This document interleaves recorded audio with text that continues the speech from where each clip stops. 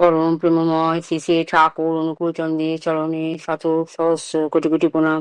পরম প্রেমময় শ্রী শ্রী বড়মার চরণে শত সহস্র কোটি কোটি প্রণাম। পরম প্রেমময় শ্রী শ্রী বরদার চরণে শত সহস্র কোটি কোটি প্রণাম। পরম পূজা দাদার চরণে শত সহস্র কোটি কোটি প্রণাম। বর্তমান আচার্য দেবীর চরণে আমার শত সহস্র কোটি কোটি প্রণাম। ঠাকুর পরিবারের সমস্ত সদস্যদের চরণে আমার শত সহস্র কোটি কোটি প্রণাম। উপস্থিত ভক্তমন্ডলীগণ, যারা আমার যাজন শুনছেন, তাদেরকেও জানাই আমি আমার আনন্দিত জয়গুরু। ছোট ছোট বাচ্চাদেরকে জানাই আদর প্রীতি ভালোবাসা শুভেচ্ছা, যথাস্থানে যথাযোগ্যভাবে জয়গুরু। এই পরম পিতার কৃপায় আমাদের দিন সকাল থেকে রাত পর্যন্ত চালিত হয়ে থাকে। এই দিনকে চালিত করার জন্য শ্রী ঠাকুর আমাদেরকে অনেক করে আমাদেরকে ধর্মপথে আনার জন্য তিনি আমাদেরকে সুন্দর সুন্দর জিনিস, পুঁথি, তার লেখা বই মাধ্যম দিয়ে আমাদেরকে অনেক কিছু শিখিয়ে দিয়ে গেছে। সেইখান থেকে আমি কিছু আপনাদের যাজন করে শোনাচ্ছি। পরম পিতার অশেষ কৃপায় অশেষ দয়ায় আমি যাজনের পথ বেছে নিয়েছি। এই পথে যে কত শান্তি, কত স্বস্তি, তা সবাই বুঝতে পারে। যে যেভাবে পরমপিতাকে ডাকবে, সে সেভাবেই পরমপিতার কাছে এসে সুন্দরভাবে দিন চালনা করার চেষ্টা করে যাবে। তাই আমি ঠাকুরের সত্যানুষ্ঠান থেকে কিছু কথা, কিছু লেখা আপনাদেরকে শোনাচ্ছি। সংকোচই দুঃখ আর প্রসারণই সুখ। জাতির হৃদয়ে দুর্বলতা আসে, ভয় আসে, তাতে আনন্দের খাকতি, আর তাই দুঃখ। চাওয়াটা না পাওয়াই দুঃখ। কিন্তু কিছু চেয়েও না, সব অবস্থায় রাজি থাকো। দুঃখ তোমাকে কি করবে? দুঃখ কারো প্রকৃতগত নয় গো, তাকে ইচ্ছা করলেই তাড়িয়ে দেওয়া যেতে পারে।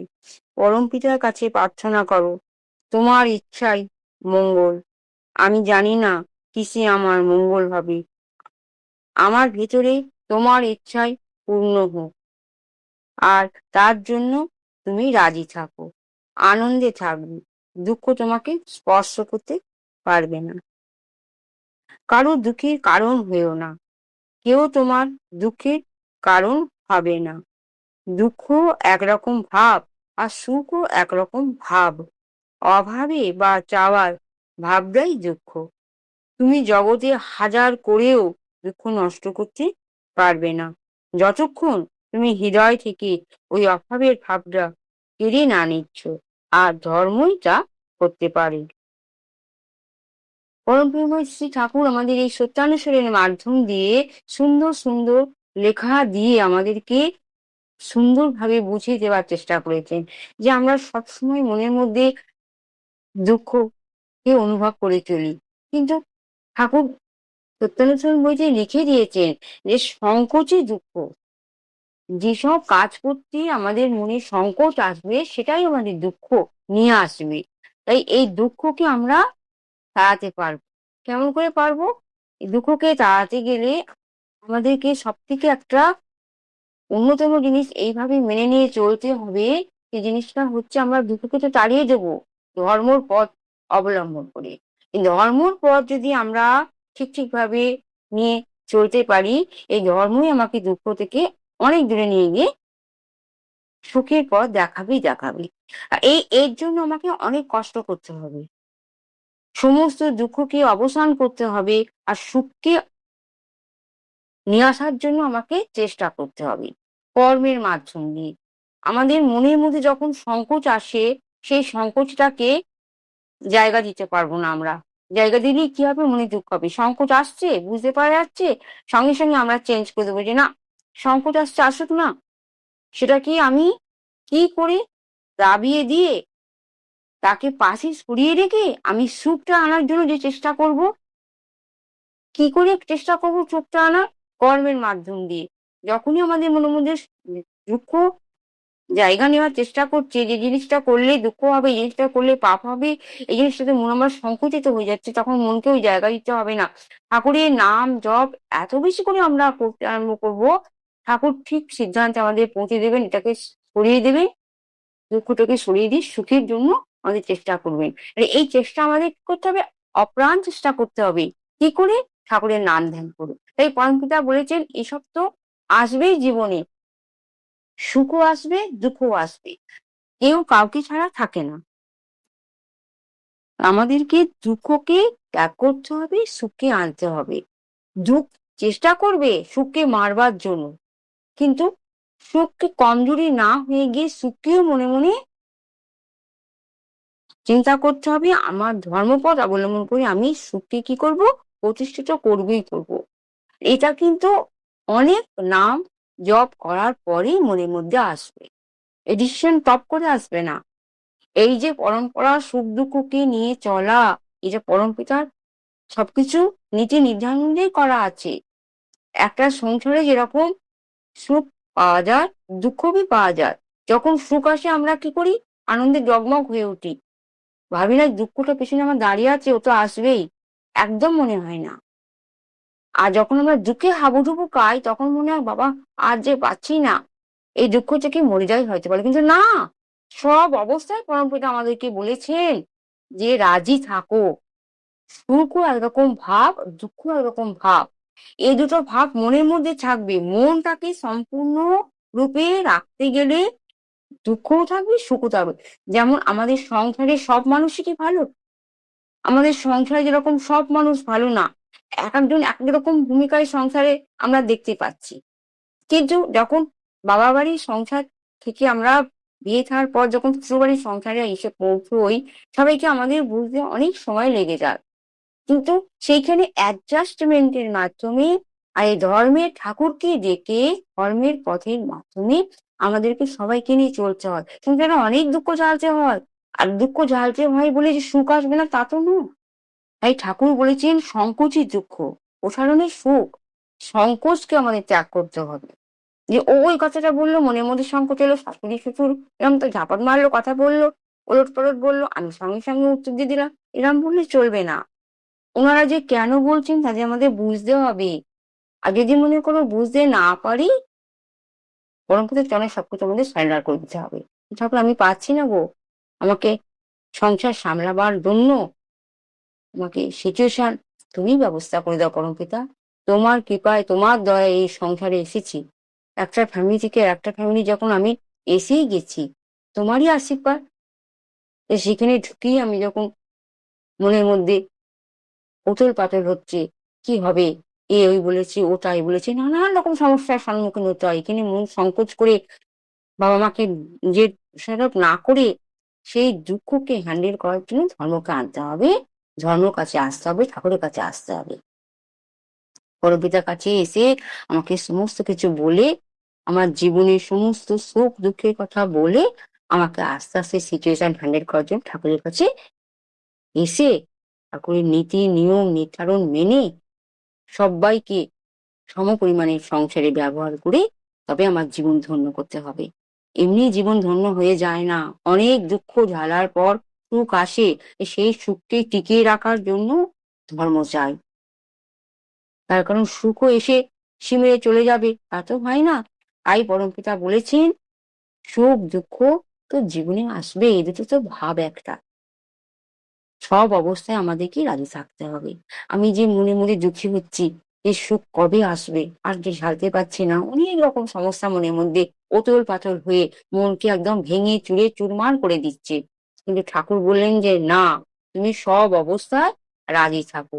পরমপিতা দেয়া সংসার, পরমপিতা দেয়া এই সুন্দর জীবন, পরমপিতা দেয়া এই সুন্দর বিশ্ব, সব যদি আমাকে দেখতেই হয় তাহলে আমাকে সুখ দুঃখের সম্মুখীন হতেই হবে। শুধু আমাকে কেন, বিশ্বের সংসারে এই বিশ্ব ব্রহ্মাণ্ডে যত লোক আছে সবাইকে এই সুখ আর দুঃখের গণ্ডিতে পা দিতেই হবে। টাটা বিড়লা যত আমি হোক না কেন, ওনাদেরকেও সুখে দুঃখ সবই ভোগ করতে হবে। আর যে গরিব তাকেও সব দুঃখ সুখ ভোগ করতে হবে। এই জন্য পরমপিতা বলেছেন, এই জন্য তুমি চিন্তা থেকো না, সংকোচ করো না তুমি দুঃখী বলে।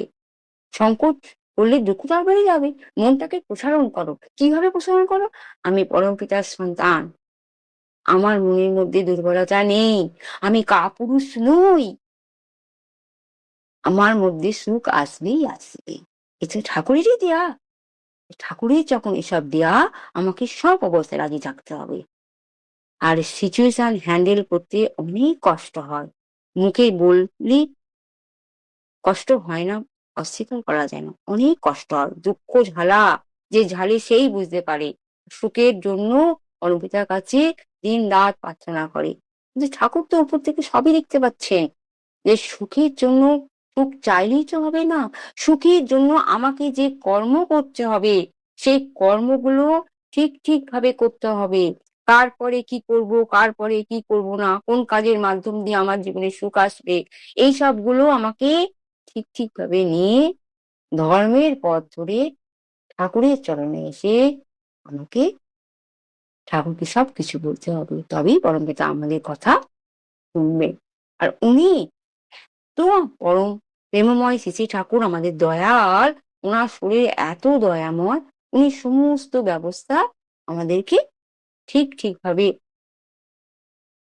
কোন ব্যবস্থার পর কোন ব্যবস্থা করলে আমরা এই সুখ দুঃখের আওতায় না এসে সময়টাকে সন্তুলন করে সুখকে সুখ আর দুঃখকে দুঃখ বলে যে ভাববো না, সব ব্যবস্থা উনিই করে দেবেন। শ্রী শ্রী ঠাকুর, পরম প্রেমময় শ্রী শ্রী ঠাকুর, উনি অপরিসীম ক্ষমতার মাধ্যম দিয়ে আমাদের বুদ্ধি দিয়ে কারুর না কারুর মাধ্যম দিয়ে আমাদেরকে দেখিয়ে দেবেন যে সুখ হলে এভাবে থাকো, আর দুঃখ হলে সেটাকে তুমি লাইটে নিও না, সেটাকে ছেড়ে দিয়ে আস্তে আরো ভালো করে কাজকর্ম করে সংসারের মাধ্যমে হোক সবকিছুর ব্যবস্থাকে ঠিকভাবে এগিয়ে নিতে পারবে এই ধর্মের মাধ্যম দিয়ে।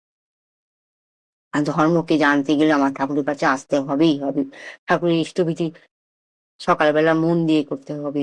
ইষ্টভীতি করলেই তো শুধু হবে না, প্রার্থনা দিয়ে করতে হবে। ঠাকুরের ধ্যান করতে হবে। সারাদিনের কাজের মাধ্যমে অজপা নাম জপ করতে হবে। তবেই পরমপিতার আশীর্বাদ আমরা পাবো।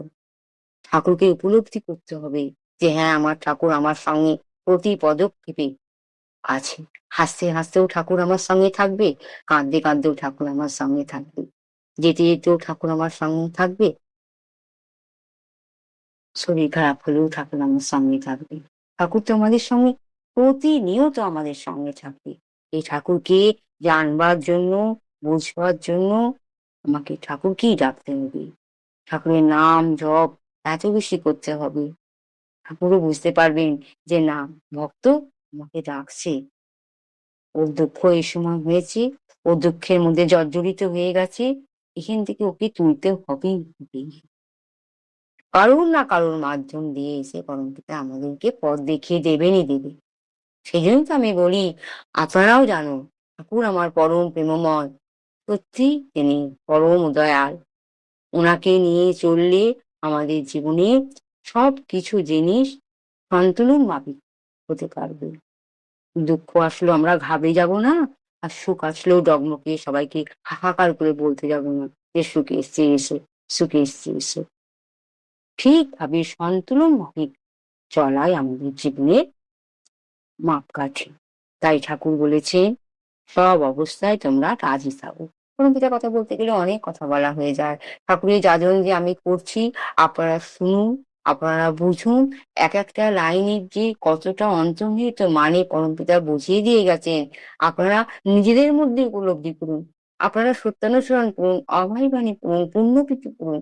যদি প্রত্যেক সময় লাগিয়ে বুঝতে না পারে, যাজনের মাধ্যম দিয়ে আপনারা অনুভব করুন। তার আঁচল চরণে আপনাদের সবার মঙ্গল কামনা করি। আপনারা যে যেখানে যেমন অবস্থায় আছেন, সব্বাই ভালো থাকুন, সব্বাই সুস্থ থাকুন, সব্বাই স্বস্থ থাকুন। আমার ঠাকুর নিয়ে চলুন। সেই ঠাকুরের অপরিসীম কৃপা, অপরিসীম দয়া আপনারা অনুভব করুন। তাহলেই তো বুঝতে পারবেন যে আমার ঠাকুর কেমন ছিল, কেমন সুন্দর, কেমন সুন্দর সব দিকে সর্বপরিপূর্ণ উনি আমাদের জীবনে। ঠাকুরকে নিয়ে চলুন, ভালো থাকুন। এই বলে আমি আমার বাণী বিরাম দিচ্ছি। জয় গুরু, বন্দে পুরুষোত্তম।